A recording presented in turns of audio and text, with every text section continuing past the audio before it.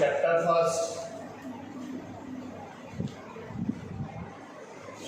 First relation and function.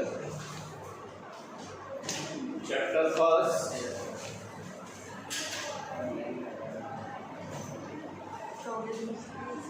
Relation and function. बिल्कुल बोलो मत। Chapter first relation and function. सबसे पहले लिखो, देखो ये चैप्टर अपन स्टार्ट कर रहे हैं, इसका नाम है रिलेशन एंड फंक्शन। हल्का फुल्का सा पहले बेसिक करते हैं, जो 11th क्लास से एसोसिएट है, जो हमें आना चाहिए, उसके बाद इसको अपन आगे बढ़ाते हैं। तो ध्यान दो, मैं पहले कुछ बेसिक बता रहा हूँ, ये नॉलेज होनी जरूरी है। बेसिक मैंने एक सेट लिया, सबसे पहले समझा रहा हूँ मैं। कार्टेशियन प्रोडक्ट, कार्टेशियन प्रोडक्ट क्या होता है? कार्टेशियन प्रोडक्ट क्या होता है? फॉर एग्जांपल,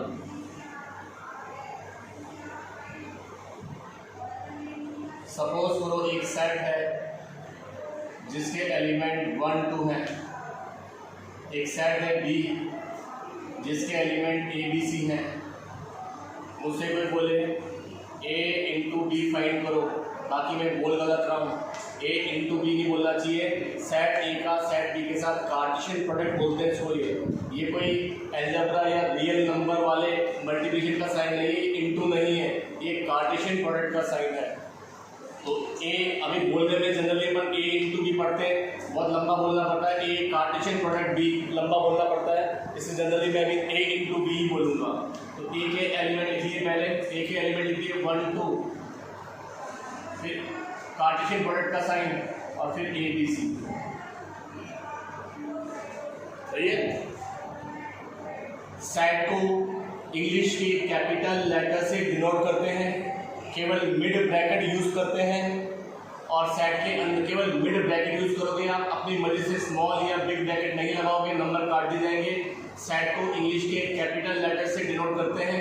अगर कोई नाम नहीं दे रखा तो आप खुद मानते हैं, एग्जामिनर दे रखा है तो वो जो भी दे रखा है वही लिखते हैं, ए बी सी जो भी दे रखा है। सेट को मिड ब्रैकेट से यूज करते हैं। अंदर जो है वो सेट के एलिमेंट्स कहलाते हैं। अंदर वाले एलिमेंट्स के बाद हर एलिमेंट के बाद कॉमा लगाते हैं, जहां अंत होता है वो कॉमा नहीं लगाते हैं। Repetition of elements are not allowed in set, और सीक्वेंस मैटर नहीं करता कोई जनरल सेट के अंदर। 1 2 लिखो चाहे 2 1 लिखो, कोई फर्क नहीं पड़ता। अब मैंने ए का बी के साथ कार्टेशियन प्रोडक्ट करने जा रहा हूँ, तो मैंने सेट ए लिखा, कार्टेशियन प्रोडक्ट का साइन बी लिखा।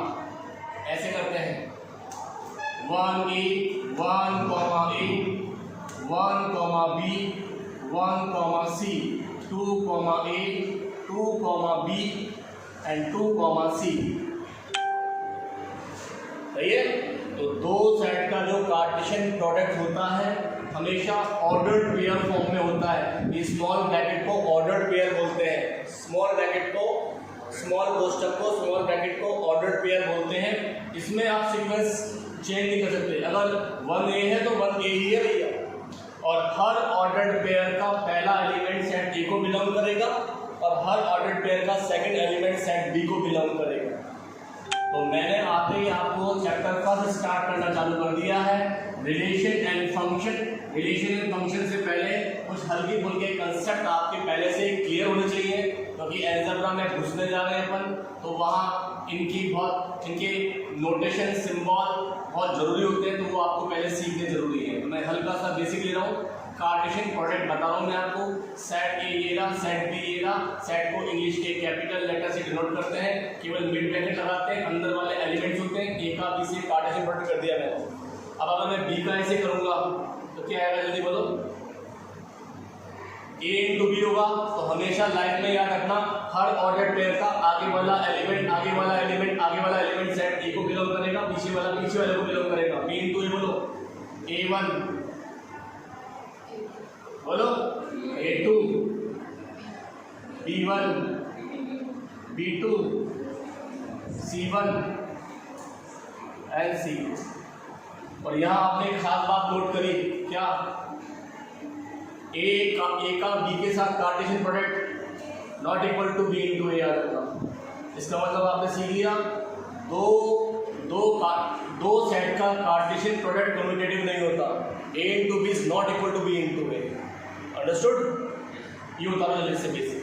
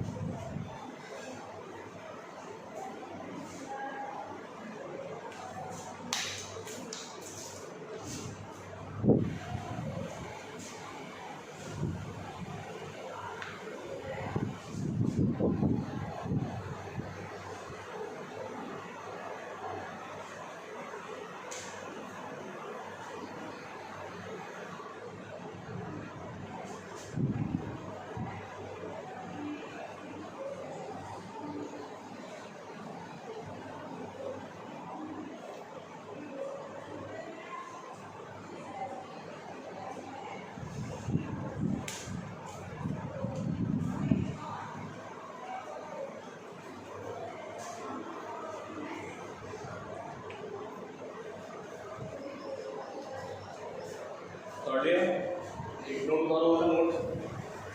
ए का बी के साथ जो कार्टेशियन प्रोडक्ट है ये उसकी मैथमेटिकल डेफिनेशन है। देख रहे हो आप? ए का बी के साथ जो कार्टेशियन प्रोडक्ट है उसकी मैथमेटिकल डेफिनेशन ए इधर देखना चालू करो, बाद में करना। दो सेट का Cartesian product ordered pair form में होता है। इसको बोलते हैं ईच। प्रत्येक ईच जो आगे वाला होता है वो ए को बिलोंग करता है, पीछे वाला जो होगा वो बी को बिलोंग करेगा। सुन लिया? और अगर यही बी इंटू ए होता तो आगे वाला हर ऑर्डर पेयर का आगे वाला बी को बिलोंग करेगा, है ना? ये ध्यान रखना। जो आगे है ऑर्डर पेयर का आगे वाला एलिमेंट इसको बिलोंग करेगा, पीछे वाला पीछे वाले को बिलोंग करेगा। ये उसकी मैथमेटिकल होगी। इसको क्या बोलते हैं? जैन। इसको बोलते हैं ईच। ईच माने प्रत्येक।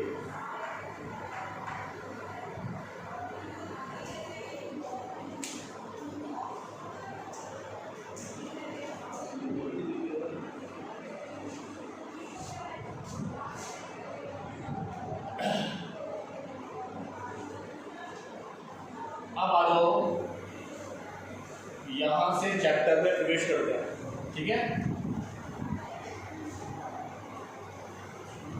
हेडिंग डाल दो, टाइप्स ऑफ रिलेशन या kinds of relation. Kinds of relation.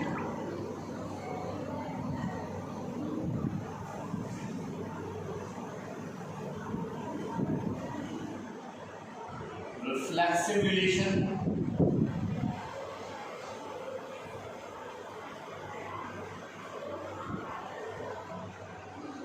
symmetric relation,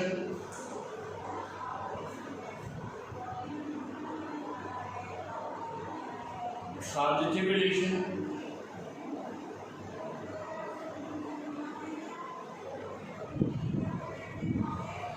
and equivalence relation।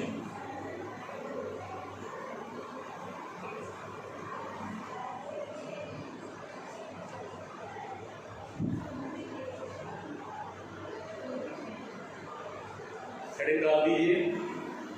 यहाँ से अपन एक्सरसाइज 1.1 में प्रवेश करेंगे और अब हमारे लिए सबसे इम्पोर्टेंट है काइंड्स ऑफ रिलेशन। रिलेशन को पढ़ना, है ना? क्या रिलेशन के टाइप्स होते हैं जो हम यहाँ पढ़ने वाले हैं। तो एक एक करके अपन रिलेशन को पढ़ेंगे। तो हमारा हेडिंग जो था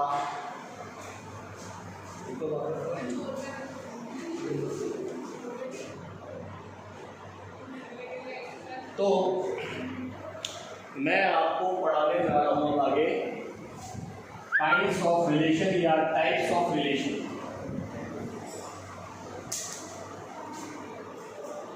generally 4 types of relation. One is the reflexive relation, other second symmetric relation and transitive relation and equivalence relation. तो हमें इनके बारे में पहले जानना होगा, ठीक है। तो पहले तो मैं इनके बारे में आपको बताता हूँ कि क्या तो रिफ्लेक्सिव होता है, क्या आपका सिमेट्रिक रिलेशन होता है, ट्रांजिटिव क्या होता है और इक्विवेलेंस रिलेशन क्या होता है। पहले जब हम इनके बारे में जान पाएंगे तभी हम क्वेश्चन को समझ पाएंगे और क्वेश्चन को एक्सप्लेन कर पाएंगे, उसको सॉल्व कर पाएंगे। तो सबसे पहले अपन रिलेशन को समझते हैं कि ये रिफ्लेक्सिव रिलेशन क्या होता है। तो मैं आपको एग्जाम्पल के थ्रू समझाऊंगा। तो काइंड्स ऑफ रिलेशन हमारा स्टार्ट हो चुका है। सबसे पहले आज आपने आपके जहन में, आपके दिमाग में नाम तो आ गए कम से कम, कि आपको बोलना तो आ गया रिफ्लेक्सिव, सिमेट्रिक, मैं बुलवाऊंगा अभी ट्रांजिटिव एंड इक्विवेलेंस रिलेशन। तो ये 4 टाइप के रिलेशन है। तो क्यों ना आप बोल के बताएं, जल्दी बोलो, फास्ट टाइम ये, तेज बोलो, तेज। Reflexive, symmetric, transitive and equivalence relations. अब मैं आपको रिफ्लेक्सिव रिलेशन समझा रहा हूं। तो लिया आपने सारे चारों। अब सुनो, तो मैं आपको रिफ्लेक्सिव रिलेशन समझा रहा हूं। रिफ्लेक्सिव रिलेशन, ध्यान देना। सपोज करो, ध्यान देना, मेरे पास एक सेट ए है जिसके एलिमेंट ए बी सी है, ठीक है। बात तो करें, पहले बात तो करने दो। मैं आपको रिफ्लेक्सिव रिलेशन समझा रहा हूं, उसकी मैथमेटिकल डेफिनेशन लिखाने से पहले मैं समझा तो फिर लिखा पाऊंगा डेफिनेशन। तो देखो ध्यान से, मेरे पास एक सेट ए है जिसमें आप 3 एलिमेंट देख रहे हैं, कितने भी हो सकते हैं, मतलब 3 दिखा रहा हूं, कितने भी, कुछ भी हो सकता है। यहाँ पर कोई नाम, पर्सन के नाम हो सकते हैं, राम, मोहन, सोहन, या कोई फ्रूट्स के नाम हो सकते हैं, नंबर्स हो सकते हैं, फंक्शन हो सकते हैं, कुछ भी हो सकते हैं, ठीक है। तो मैंने एक सेट आपके सामने लिखा, मैंने बी सेट नहीं लिखा, तो ध्यान दो, मैंने सेट ए लिखा। अब एक रिलेशन मैं लिखने जा रहा हूं ए टू ए का मतलब बताओ, ए से ए में, मैं और किसी सेट के एलिमेंट नहीं ले रहा, ए सेट के इन एलिमेंट के साथ एक रिलेशन लिख रहा हूं। जरा ध्यान देना, इसका कोई एलिमेंट छूटना नहीं चाहिए, खुद के साथ ए बोलो, बी एंड सी, और एक्स्ट्रा होगा तो भी चलेगा, एक्स्ट्रा नहीं होगा तो भी चलेगा, लेकिन एक्स्ट्रा भी इसी के होने चाहिए। लेकिन आपको मस्त चीज क्या देखनी है, मस्त नहीं बोल रहा, मस्त बोल रहा हूं, इसका हर एलिमेंट खुद के साथ रिलेटेड हो जाना चाहिए, ए बी और अगर सी नहीं लिखता मैं, मना कर देना रिफ्लेक्सिव नहीं। तो बोलो रिफ्लेक्सिव में क्या देखना है, जल्दी बता क्या देखना है। जो भी सेट मैं आपको दूं उसमें जितने भी एलिमेंट है खुद के साथ इटसेल्फ ए बी सी दिख जाए, एक्स्ट्रा होगा भी तो चलेगा, नहीं होगा भी तो चलेगा, लेकिन ध्यान देना एक्स्ट्रा भी इसी के होने चाहिए। कहीं पी क्यू एम 1 2 नहीं आ जाने चाहिए, पी क्यू आर एस नहीं आ जाने चाहिए, ए बी सी आने चाहिए। तो ये सेट क्या कहलाते हैं, रिफ्लेक्सिव। तो मैं लिख रहा हूँ रिफ्लेक्सिव एग्जाम्पल, बोलते जाओ। ये R1 लिखा मैंने, मान ए बी सी ये लिख दिया एक में, ये रिफ्लेक्सिव है, राइट लगा दिया। एक और लिखो अपनी मर्जी से, लिखो ए बी सी लिख दिया, बोलो नॉट द रिफ्लेक्सिव। जल्दी बोलो क्यों नहीं है, बिकॉज ए तो है लेकिन B is not the element of the relation. अरे सही है क्या, क्यों नहीं है, जल्दी बता। क्योंकि आपने इसमें टॉस डाली, आपने लिया, अरे यार ए दिख रहा है, हाँ दिख रहा है यार, सीसी, अरे यार इसमें बीबी नहीं है यार, लिख दो सर, रीजन लिख दो, because B B is not the element in the relation of A into A में सर, या रिलेशन में लिख दो, रिलेशन में जो भी आर, सर R2 में ये बीबी नहीं दिख रहा सर, इसलिए ये रिफ्लेक्सिव सर, ठीक है। तो इसको उतारो, फिर डेफिनेशन लिखवाऊंगा समझने के लिए मार्क, समझने के लिए मार्क, डेफिनेशन नहीं है लेकिन उसको उतारो, आप अपने आप को समझाओ।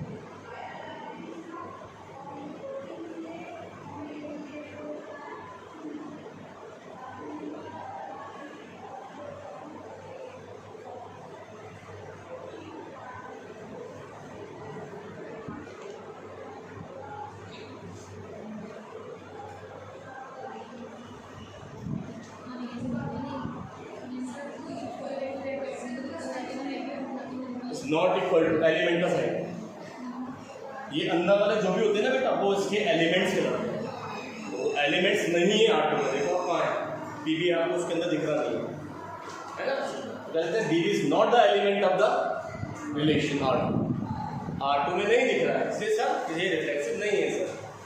अब इसकी मैथमेटिकल डेफिनेशन लिख लो जो बहुत काम में आने वाली है।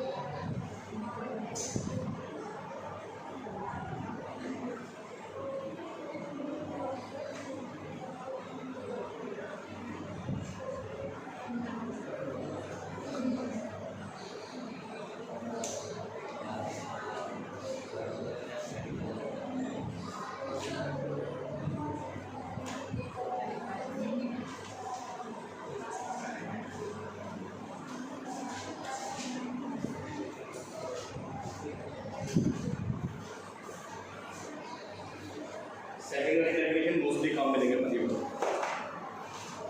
जो मैंने मैथमेटिकली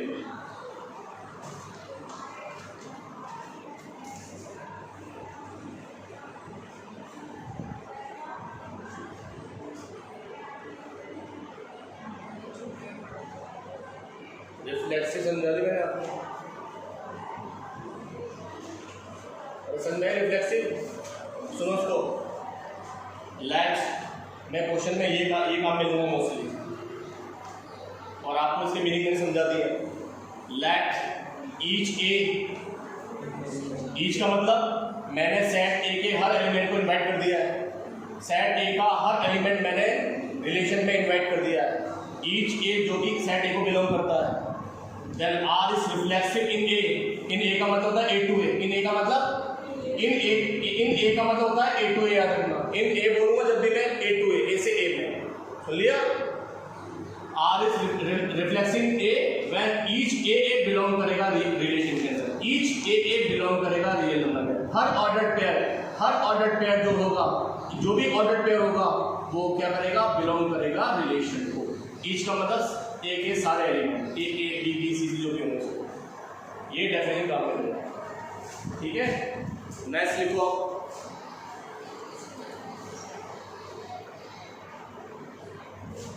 हाँ, तो आप बताइए शिल्डा, हमारे चैप्टर का नाम बताइए आज का, relation and function. First chapter algebra का स्टार्ट कर रहे हैं, थ्योरिकल है, बहुत इंपॉर्टेंट है। बहुत सारा सिलेबस लास्ट ईयर काट दिया गया था, अभी भी रिड्यूस करेंगे, लेकिन अपन सब पढ़ेंगे इसके अंदर, सुन लिया। रिड्यूस काफ़ी सारा कर दिया, लेकिन अपन नहीं करेंगे इसके अंदर, कोशिश करेंगे इसको सारा पढ़ना चाहिए आपको, क्योंकि मैथ्स के लिए बहुत इंपॉर्टेंट है ये। दूसरा, रिलेशंस के चैप्टर का नाम क्या बताया आपने, रिलेशन एंड फंक्शन। कितने प्रकार के रिलेशन होते हैं आप सब भी बताइए। 4 प्रकार के, जनरली 4 प्रकार के होते तो और भी हैं। सिमेट्रिक होता है, रिफ्लेक्सिव होता है, सिमेट्रिक होता है, एंटी सिमेट्रिक होता है, स्क्यू सिमेट्रिक होता है, ट्रांजिटिव होता है, इक्विवेलेंस होता है ना, टोटल ऑर्डर रिलेशन होता है, पार्शियल ऑर्डर रिलेशन होता है। लेकिन अभी हम खाली मोस्टली हमारी किताब में जो है वो 4 ही पढ़ने जा रहे हैं, reflexive, symmetric, transitive and equivalence relation. और भी होते हैं skew symmetric relation, anti symmetric relation, partial order relation, total order relation.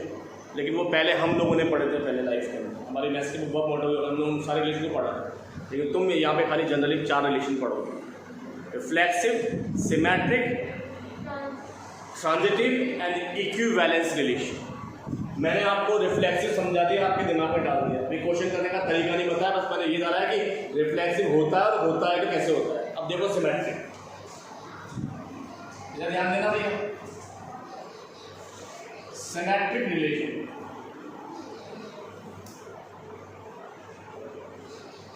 Example समझा रहा हूं मैं, फॉर एग्जाम्पल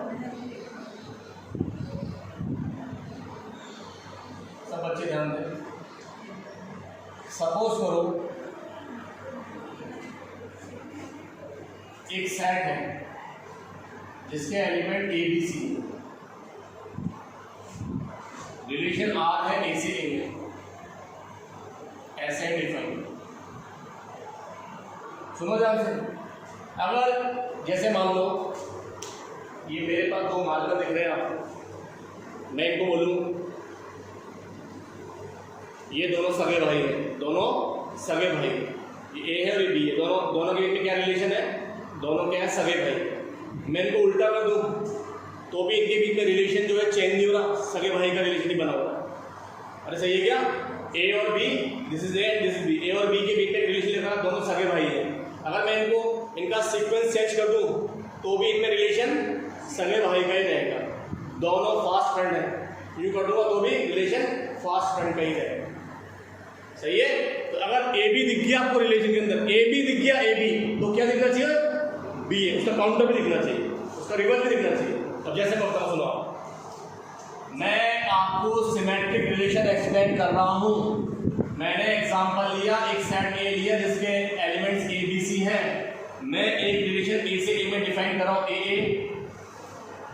बी बी सी ए, और मैंने बच्चे से पूछा, इधर ध्यान देना, अभी उतारो मत भाई, मैं मिटाऊंगा उसको, तो अभी काटूंगा उसको।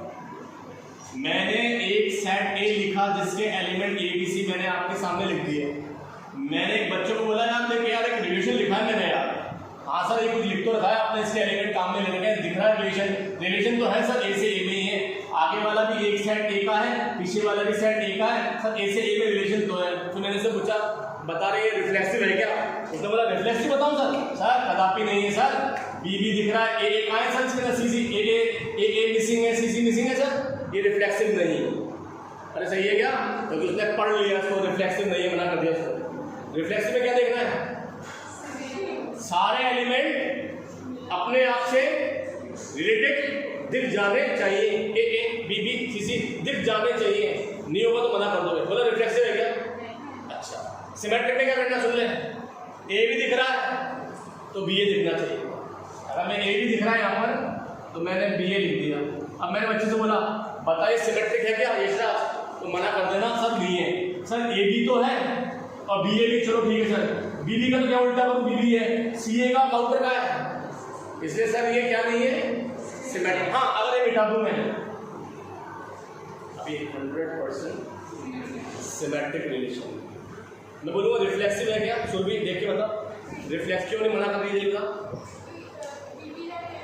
वेरी गुड, रिफ्लेक्सिव नहीं है, क्योंकि इसने समझ लिया, इसने बोला ए कहाँ है इसके अंदर, बी भी तो है, सी सी कहाँ है इसके अंदर, इसलिए आप बता जो बोल रहे हो रिफ्लेक्सिव नहीं है, लेकिन सिमेट्रिक है सर, कम ऑन सिमेट्रिक क्यों, ए भी है तो बी ए देखिए, इसका क्या उल्टा करें तो उल्टे रहता बी बी। अच्छा अभी मैं लिखता है यहाँ पर सी बी, तो क्या लिखना चाहिए था बी। हाँ तो यदि किसी सेट के अंदर स्मॉल ए का रिलेशन बी से है, ईच नहीं बोल रहा, जो भी है, चाहे वो एक दो ही रिलेशन बनाओ, दो ही ब्रैकेट दे रहे हो, लेकिन उनमें उनका काउंटर दिख रहा हो, रिवर्स दिख रहा हो, ए बी का बी ए दिख रहा हो, तो आप बोल देना कि ये रिलेशन क्या है, लेकिन हर जगह लागू होना चाहिए। अगर सी बी है तो फिर बी सी भी दिखना चाहिए भाई, ये नहीं कि इसका तो दिख रहा है ए बी का बी है, सी बी का नहीं दिख रहा तो मना कर देना, सी बी का बी सी दिख रहा है बोल देना हाँ है सिमेट्रिक रिलेशन। तो लिखो डेफिनेशन, ये तो थर्ड रिलेशन, जो थर्ड रिलेशन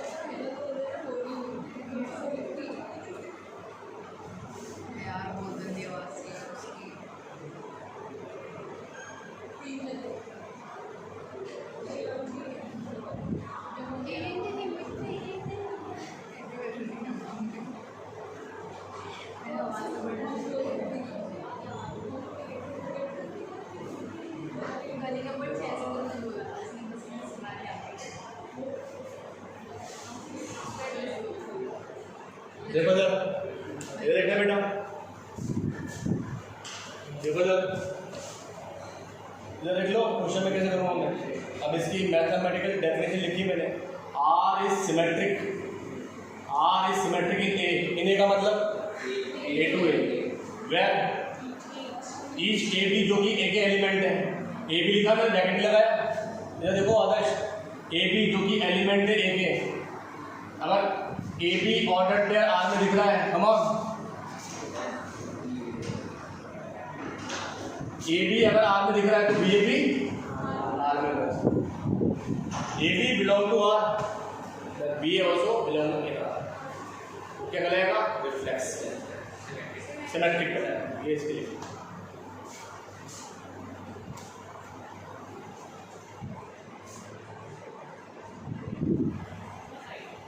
पाँच मिनट के बाद मैं पढ़ा शीट चालू करता हूँ ना, रिवीजन शीट स्टार्ट करते हैं शुरुआत से।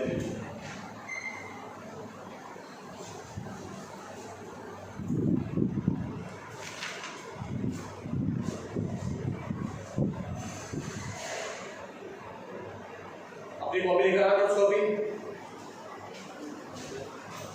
भी लेकर आया।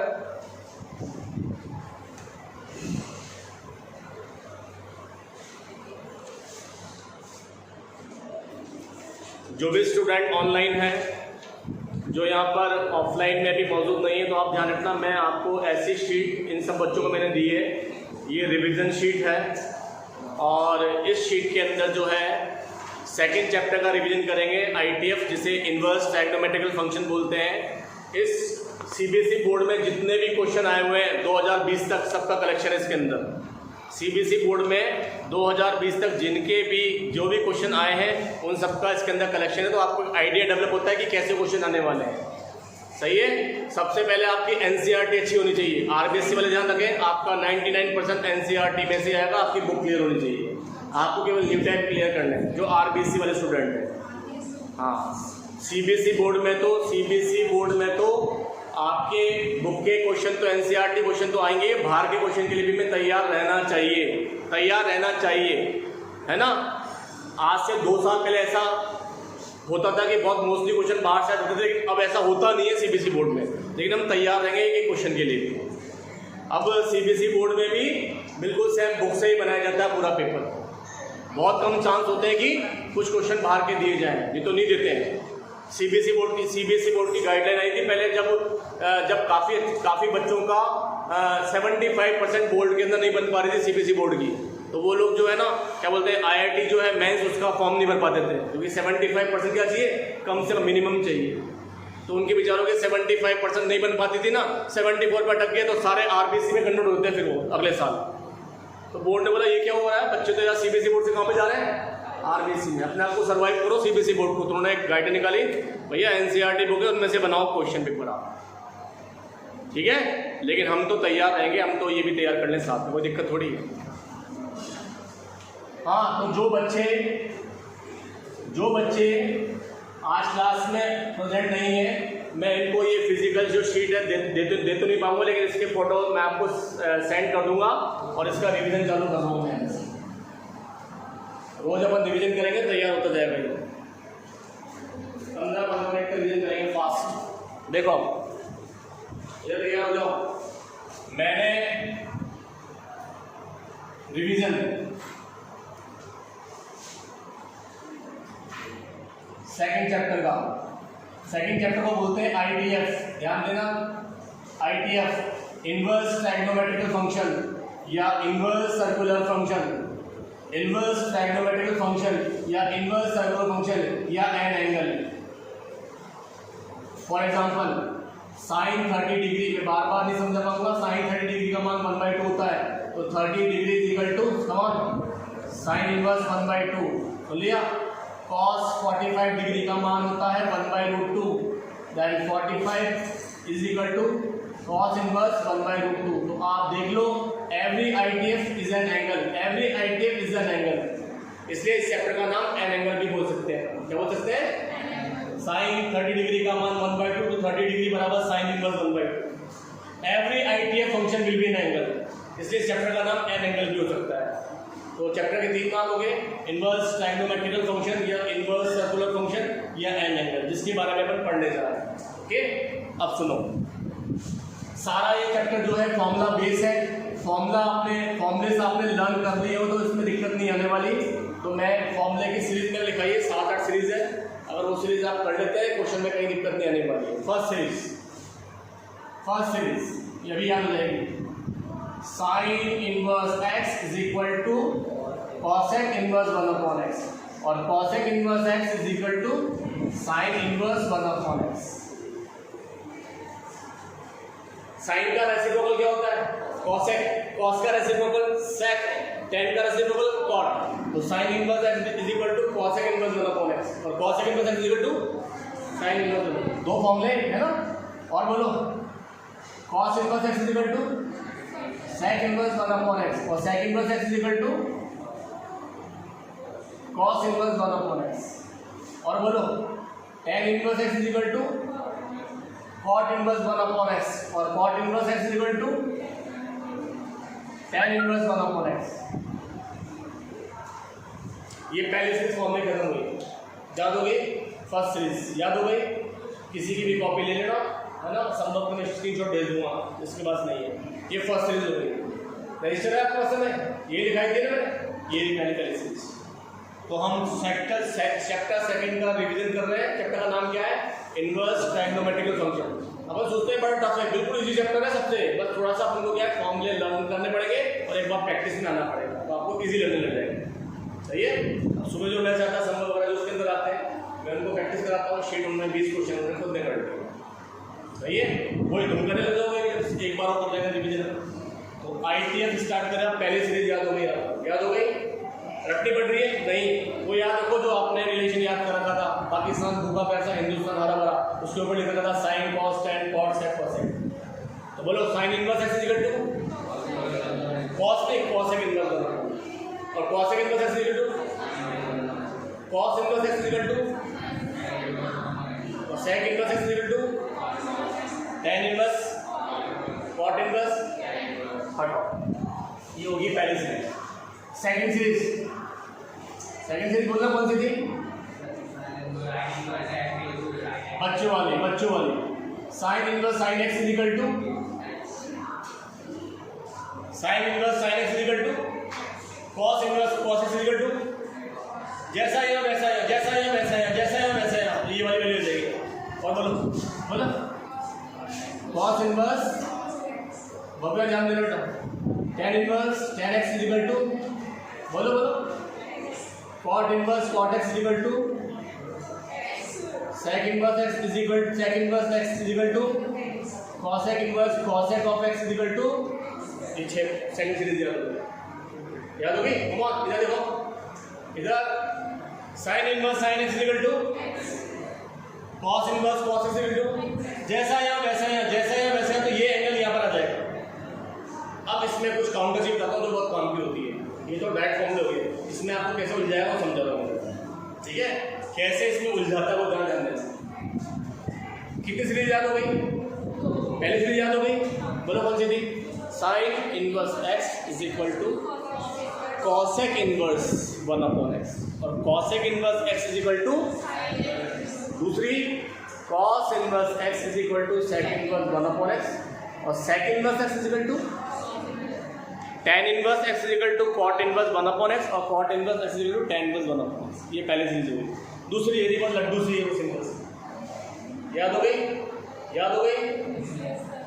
जैसा यहाँ इनवर्स है, याद रख, sine inverse sine x is equal to x cos inverse cos x is equal to. याद, अब इसमें कुछ चीजें बताता हूँ आपको मैं सेकंड सीरीज पर काम की चीज जो मैं कल क्वेश्चन को कराऊंगा।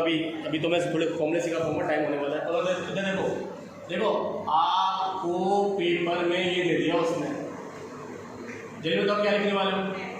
बिल्कुल सही, नंबर मिल जाएगा। फिर उसने यहाँ लिख दिया 5x, जल्दी बताओ क्या लिखने वाले हो? बिल्कुल नंबर मिल जाएंगे, कोई दिक्कत नहीं। सही है। अब उसने क्या करा, बच्चे को परेशान करने के लिए यहाँ कॉसेस लिख दिया। अब क्या ध्यान देना, उसका देखते क्या करें।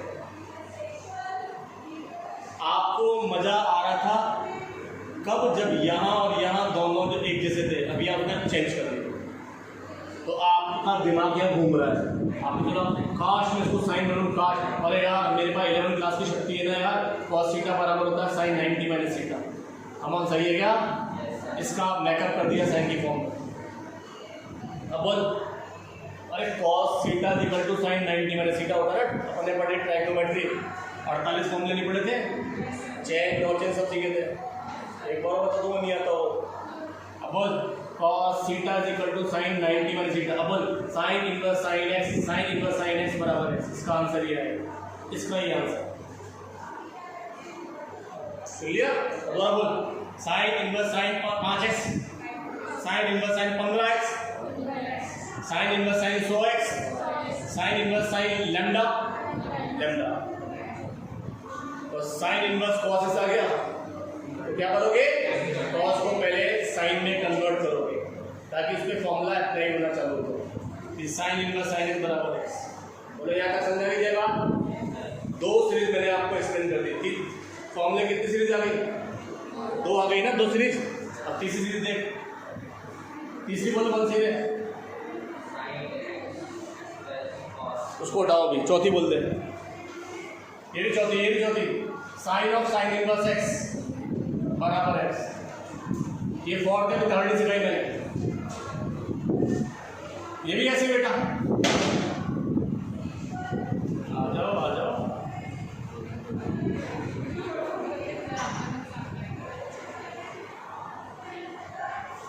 सही है, ये भी तो वही वैसे ही लिखाई थी। यहाँ क्या था पहले, यहाँ का बंद है sine of sine inverse x बराबर है cos of cos inverse x बराबर है tan of tan inverse x बराबर है cot of cot inverse x बराबर है sec of sec inverse x बराबर है cosec of cosec inverse x बराबर है। ये लिखा मैंने। कितनी सीरीज याद हो गई? 3 सीरीज याद। इसकी काम की बातें कल बताऊंगा, क्लास ऑफ करो।